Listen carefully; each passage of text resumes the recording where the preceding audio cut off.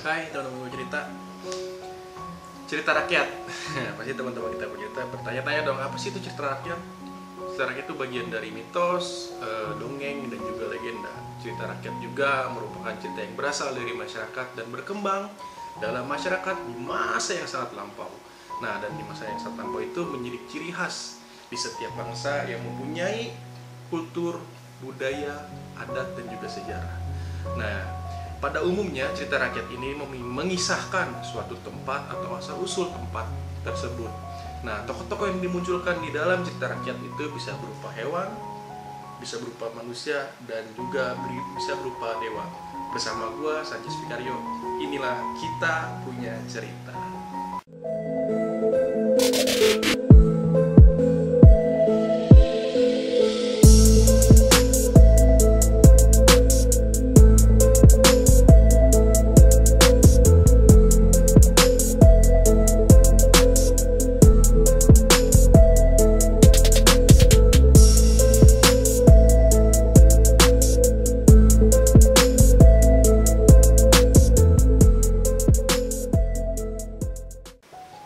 Teman-teman kita punya cerita. Sekali ini saya mau bercerita tentang sebuah cerita rakyat atau sebuah kisah tentang asal-usul, yaitu Gunung Putri. Apakah teman-teman kita punya cerita tahu Gunung Putri yang mana yang bakal saya bicarakan?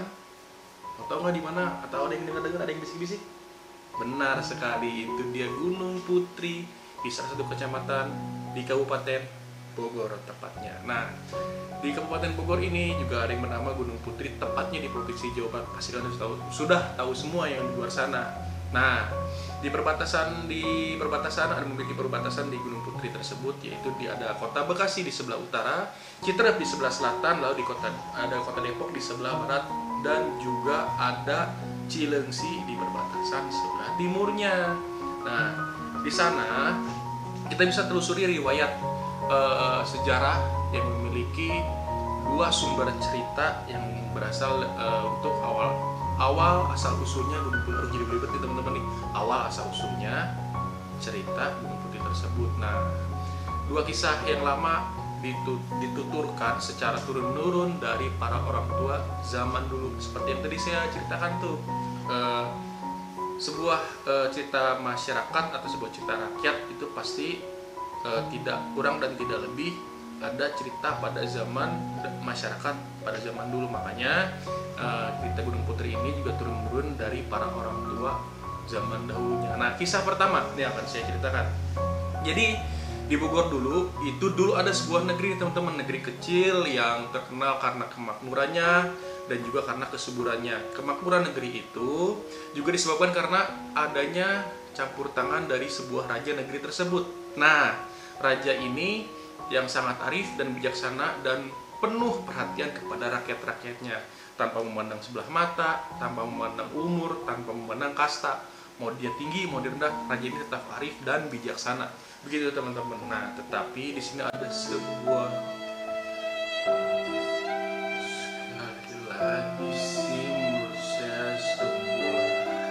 tragedi yang sangat Oke, kita lanjutkan saja cerita kali ini, begitu kan teman-teman. Nah, seorang raja ini, negeri ini memiliki seorang anak perempuan. Anak perempuan ini diberi nama yaitu Putri.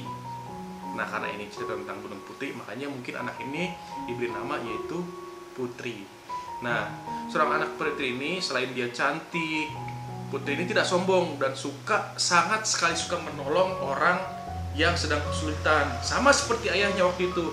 Jadi waktu ayahnya kan sangat raja yang arif, raja yang sangat baik hati. Nah, ini pun turun kepada anaknya.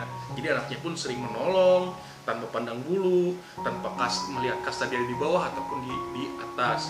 Dia sering sangat senang sekali untuk menolong warga-warga yang sedang kesusahan. Nah, pada suatu hari itu pasti ya ada putri cantik. Coba kalian bayangin, putri cantik, baik hati, tidak sombong, mungkin rajin menabung mungkin.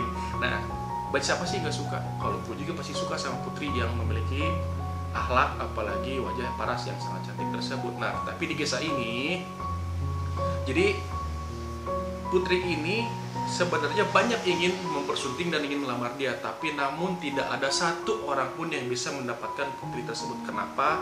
Karena jika ada laki-laki atau pangeran, mungkin di zaman itu mungkin pangeran namanya, nah yang mendekati dan meminta putri untuk menjadi seorang permaisurinya mungkin, atau menjadi pasangannya mungkin, ya kan, itu tidak bisa dimiliki karena putri tersebut ini menganggap pangeran-pangeran tersebut sebagai kakaknya, gitu teman-teman. Nah, ternyata tidak semua pangeran atau tidak semua laki-laki bisa menerima keputusan putri tersebut, meskipun putri itu sudah menolak secara halus, menolak secara tutur kata yang lembut, ya kan, kita kenal putri ini yang lembut, yang baik hati, tapi tidak kemungkinan ada satu pangeran yang tidak suka oleh kebaikan hati sang putri ini. Mungkin pangeran itu menganggap putri ini sombong mungkin, ya. Nah, pangeran ini itu menyuruh kepada pengawalnya. Pangeran itu meminta untuk dicarikan orang yang dapat mencelakai putri. Jadi pangeran ini meminta kepada pengawalnya, mungkin prajuritnya atau apalah gitu, meminta untuk mencari orang yang bisa mencelakakan putri tersebut. Ya, sedikit menjadi pangeran yang sangat jahat sih menurut saya. Seorang pangeran ingin mencelakai putri, apalagi putri yang dia cintai, ya. Untuk jangan kalian, saya pun gak akan mungkin berbuat setega itu kalau dengan perempuan yang saya sukai. Tapi pangeran ini mempunyai perasaan yang seperti itu, mungkin karena sudah sakit hati, ya, entah kayak gimana di cerita tersebut. Begitu teman-teman. Nah, setelah mendapatkan orang yang dia cari, si pangeran ini maksudnya yang orang yang dicari itu ya mungkin orang-orang yang sakti mungkin, atau orang-orang yang bisa mencelakai putri ini, seorang penyihir jahat mungkin, kita entah tahu, ya. Yang penting pangeran ini mendapatkan orang yang sangat tepat untuk mencelakai putri tersebut. Begitu teman-teman. Nah, terus untuk melancarkan niat buruk atau niat jahatnya, bahasanya untuk melenyapkan atau mencelakai putri tersebut. Jadi sang pangeran ini tuh datang untuk mengatakan bahwa dia menerima keputusan putri secara halus tersebut, tapi itu cuma hanya siasat dia doang, karena dia di balik itu dia ingin mencelakai putri tersebut. Begitu teman-teman. Nah, saat putri mendengar keputusan sang pangeran yang menerima keputusan putri yang sangat lembut tersebut, nah putri ini senang setelah mendengar hal itu. Nah, dia sama sekali tidak mengetahui, ya kan, si putri ini tidak sama sekali tidak mengetahui kalau pangeran tersebut itu memiliki niat yang jahat kepada putri tersebut. Yang ditunjukkan kepadanya di balik kata-kata ya manisnya pangeran lah, bahasanya manisnya pangeran itu kayak, ya saya terima atas keputusan kamu yang menolak saya, yang menginginkan saya menjadi kakak kamu. Ya mungkin itu hanya kata-kata manisnya saja, agar siasatnya itu bisa terlancarkan, gitu teman-teman. Nah, kepada kedua orang tua putri, kepada raja atau kepada ayahandanya seorang putri tersebut, pangeran itu mengatakan bahwa dia ingin melindungi putri dan negerinya di saat jika ada bala atau malapetaka datang ke dalam negerinya tersebut, gitu kan. Karena telah diketahui banyak kan, pasti orang-orang tahu banyak lah putri ini sering menolak pangeran yang ingin persutingnya dia. Jadi mungkin pangeran ini bersiasat untuk melindungi putri dan negerinya dari hal-hal yang tidak diinginkan. Tetapi sekali lagi itu hanya konspirasi sepihak, dalam artian sang pangeran ini ingin berbuat jahat kepada putri tersebut. Begitu teman-teman. Nah, setelah itu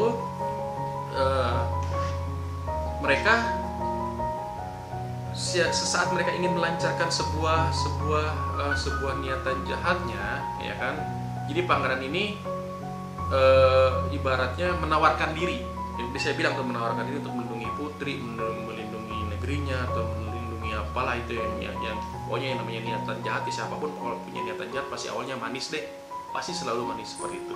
Nah, di sini pun kita ada pelajaran yang sangat berarti sih di sini, ya kan, seperti itu. Nah, karena karena si putri ini tidak bisa menolak dan kedua orang tua putri ini tidak bisa menolak, dan raja tersebut berpikir mungkin memang nanti akan kejadian seperti apa yang dikatakan pangeran. Akhirnya sang raja pun menerima ibaratnya niatan baik dari pangeran tersebut. Akhirnya sang raja itu tidak ingin ada yang menyakiti hati putri atau seperti apa. Akhirnya dengan itu dia membawa seorang yang disebut dengan ahli tolak bala lah, ibaratnya seperti orang yang bisa menahan tolak bala ke tubuh putri tersebut ya kan. Tapi sekali lagi karena tidak tahu, nah ayah sang putri itu setuju saja gitu untuk menerima bantuan dari sang pangeran tersebut.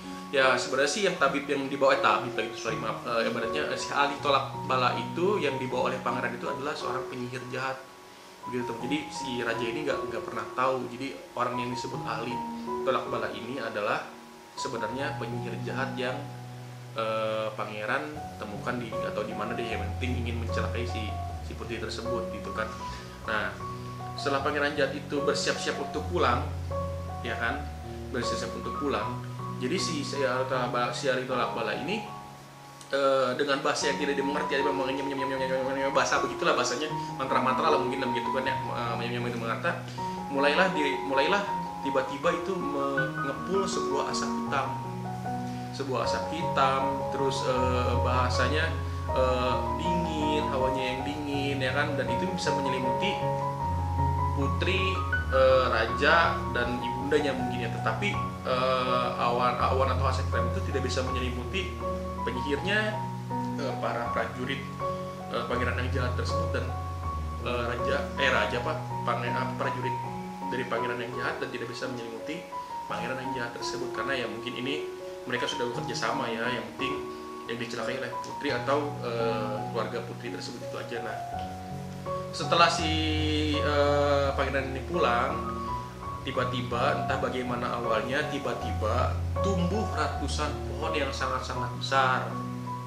Nah pohon yang sangat besar ini terkurung gitu kan. Jadi mereka terkurung tadi bisa melakukan di pohon-pohon tersebut karena gini, pas mereka jalan yang mereka rombongan jalan tiba-tiba tuh ada pohon-pohon yang sangat besar yang tumbuh di depan rombongan para pangeran jahat itu, dan pangeran jahat itu pun terhimpit di pohon-pohon yang sangat besar itu. Nah disitulah tempat meninggalnya putri dan keluarga serta pangeran jahat tersebut teman-teman, dan rombongannya itu kemudian disebut Gunung Putri. Nah mungkin awal kisah dari awal nama Gunung Putri itu kisah tragis yang dialami sama si putri tersebut gitu teman-teman. Nah setelah itu pada saat tertentu warga di sekitar Gunung Putri nih, jadi itu kisahnya adalah jadi si putri jadi ada sebuah negeri, intinya kan ada sebuah negeri yang makmur, terus yang sejahtera, dan itu selalu diikut campur tangani oleh pemimpin yang baik dan arif.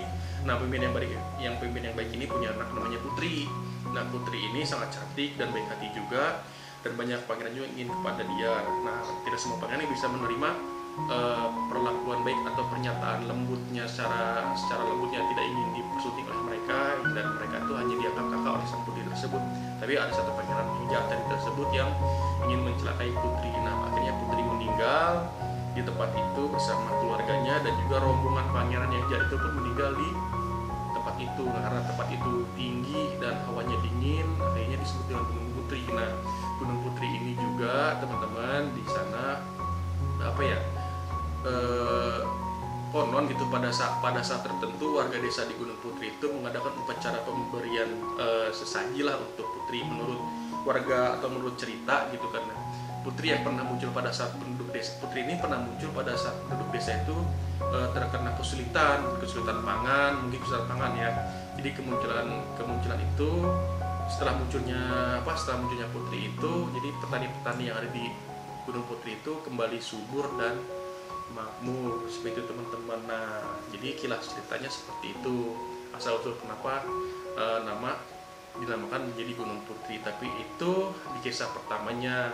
Di kisah keduanya mungkin teman-teman penasaran seperti apa, jadi di ini aja deh, kita cut aja dulu biar teman-teman penasaran. Nah, tapi kalau teman-teman ingin penasaran dan ingin mendengarkan lagi bagaimana kisah keduanya, tolong dong komen di kolom komentar di bawah ini, dan jangan lupa kalian like, kalian share, dan kalian subscribe channel Fast Entertain ini agar channel kita tuh semakin berkembang dan semakin maju lagi untuk membuat tentang sejarah, adat, budaya, juga cerita legenda, mitos, juga dongeng yang ada di Indonesia. Segitu saja dari saya Sanjay Spikario. Terima kasih atas perhatian juga atas antusias untuk mendengar sebuah cerita legenda, cerita rakyat ini, jangan kemana-mana, tetap di Wasa Entertain. Kita punya cerita. Bye bye. Assalamualaikum warahmatullahi wabarakatuh.